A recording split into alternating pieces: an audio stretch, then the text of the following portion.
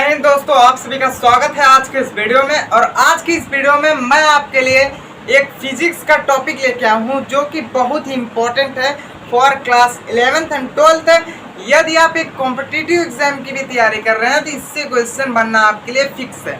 तो इसलिए वीडियो को एंड तक देखें बिना स्किप किए। चलिए आज के इस वीडियो को स्टार्ट करते हैं।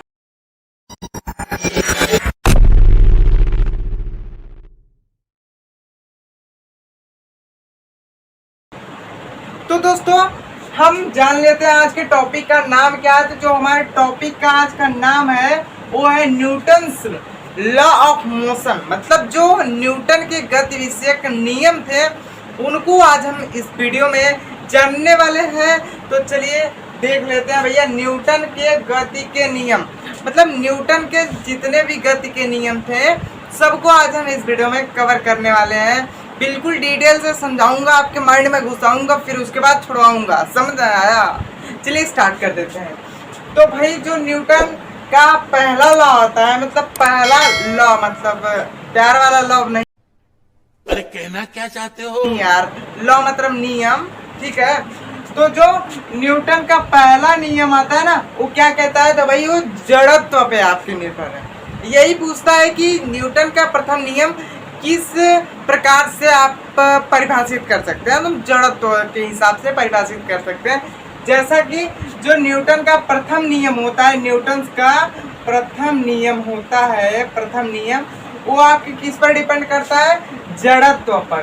किस पर? जड़त्व पर, ठीक है, जड़त्व।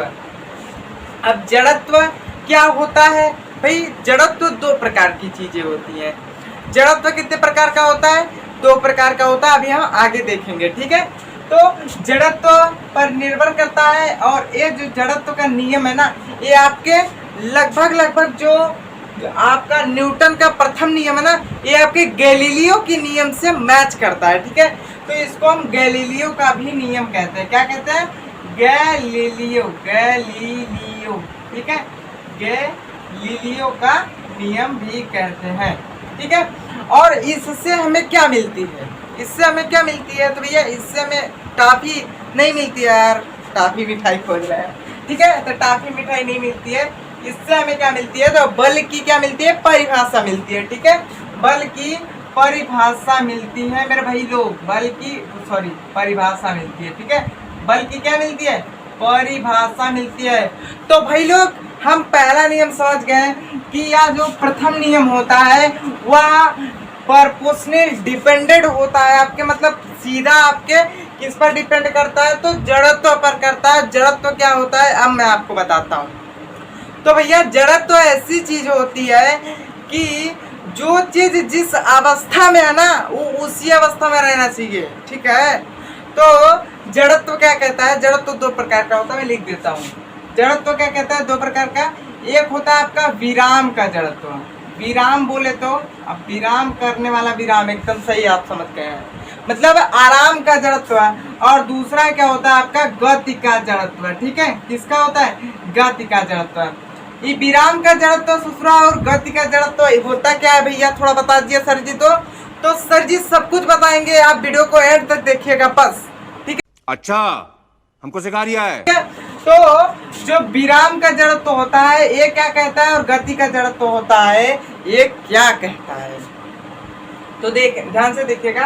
विराम का जड़त्व ये कहता है कि यदि कोई वस्तु या फिर यदि कोई चीज विरामावस्था में है तो कभी भी गति अवस्था में नहीं होगी।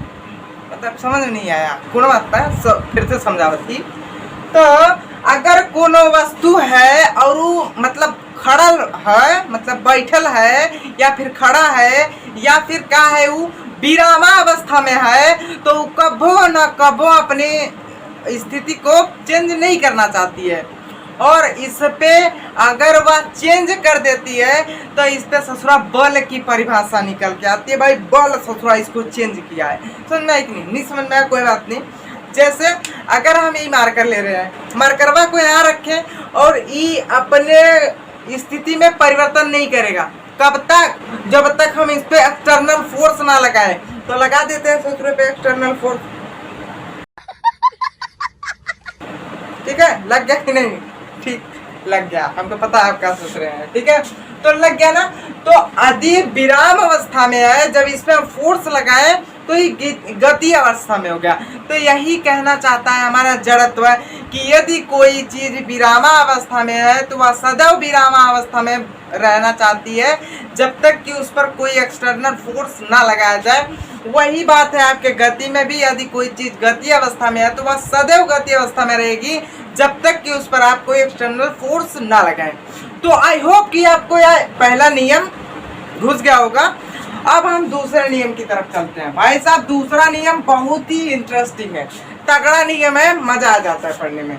यह क्या कहता है दूसरा नियम आपका नहीं, दूसरा नियम किसका? न्यूटन साहब का दूसरा नियम है। आपका कौन सा दूसरा नियम? आपका दूसरी वाली होगी, ठीक है। तो ध्यान से देखिएगा, दूसरा नियम क्या कहता है? दूसरा नियम ये कहता है कि जो बल होता है ना वो किस चीज से बना होता है। मतलब क्या कहता है, बल की परिभाषा तो ऊपर हम देख लिए कि परिभाषा तो एक नंबर देता है। दूसरा क्या कहता है, बल किस किस चीजों से बना होता है, यानी कि बल का समीकरण देता है। बस आपको ये जानना है, बल का क्या देता है? समीकरण देता है।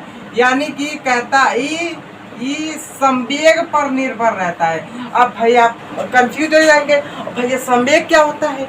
संवेग क्या होता है? ये ससुरा फिजिक्स है, इसमें जितना डीपली जाएंगे उतने माथा खराब होगा, समझ है ना। कोनो बात ना, माथा खराब करने के लिए नहीं आए हैं।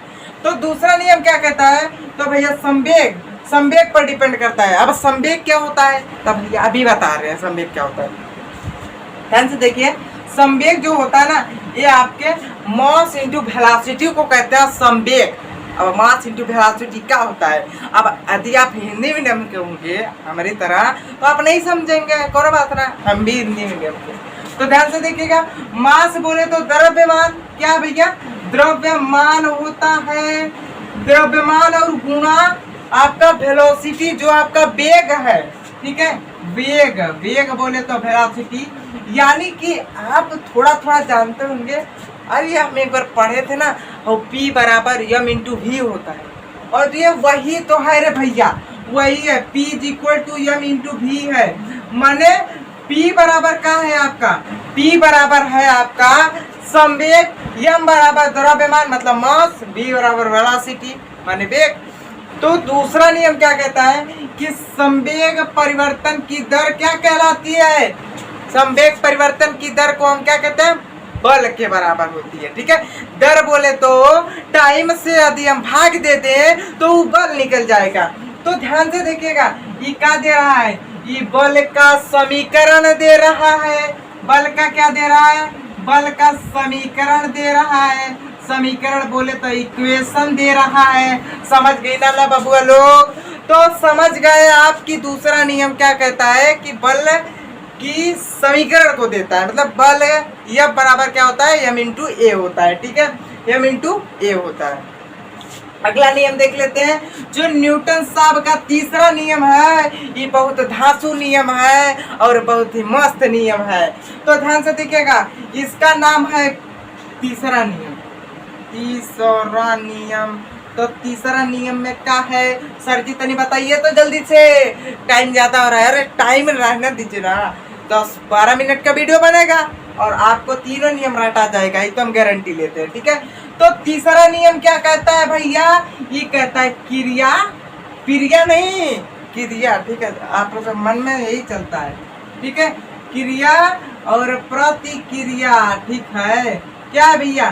क्रिया और प्रतिक्रिया। अब क्रिया क्या होता है और प्रतिक्रिया क्या होता है? तो क्रिया का मतलब होता है एक्शन, क्या होता है? क्रिया का मतलब होता है एक्शन और प्रतिक्रिया का मतलब होता है रिएक्शन। ठीक है, रिएक्शन और एक्शन। अब ई का कॉम्बिनेशन है सर जी, रिएक्शन और एक्शन में। तो ध्यान से समझिएगा, यही तो आपके न्यूटन चाचा कहते हैं कि बबुआ जो तीसरा का नियम हम तुमको दे रहे हैं ना, इसमें क्रिया और प्रतिक्रिया का नियम लागू होता है। मतलब न्यूटन चाचा थोड़ा समझाइए तो। कहते हैं हाँ देखो ध्यान से समझना है, जो हम तीसरा नियम दिए है ना, इसमें क्या है? क्रिया और प्रतिक्रिया। अब क्रिया और प्रतिक्रिया कैसे समझोगे? तो यदि तुम किसी को एक थप्पड़ हुमच के मारते हो तो तुम्हारे हथवा में भी उतने चोट लगेगी जितना उसको यहाँ लगी। अब आप कहेंगे हमारे हाथों में तो कम लगती है, अगर हम हुमच के किसी को मार दें तो उसका दतवा तो निकल जाता है, हिया अगर दतवा रहता ना तो ये भी निकल जाता।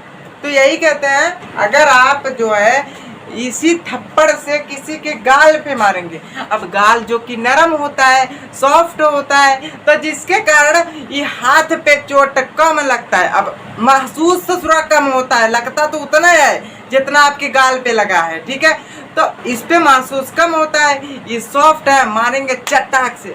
थोड़ा लग गया हमको, ठीक है, तो ठीक है, लग जाता होता है कभी कभी। तो ध्यान से देखिए, इससे अगर हम इस व्हाइट बोर्ड पे मारेंगे तो भैया व्हाइट बोर्ड पे अगर हम मारे ना तो जितना व्हाइट बोर्ड पे हम बल लगाए उतना बल हमारे इस पे भी लगा। बस यही तीसरा नियम कहता है। तीसरा नियम क्या कहता है?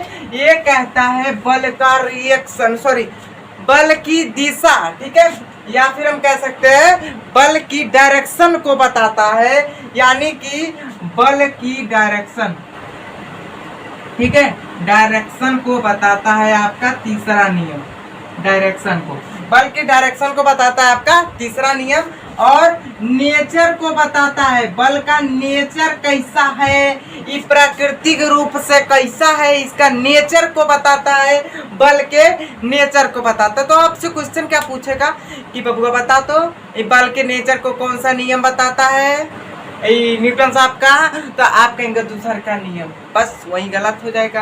बल के नेचर को तीसरा का नियम बताता है, मतलब यदि हम कोनो चीज पे क्रिया कर रहे हैं तो वो अपने अपोजिट में प्रतिक्रिया करेगा जरूर, ठीक है। जैसे लड़का सब लड़की को देख के, अब है सब ठीक है सुन लेंगे, तो लड़का सब लड़की को देख के क्रिया करता है, अरे कहना क्या चाहते हो?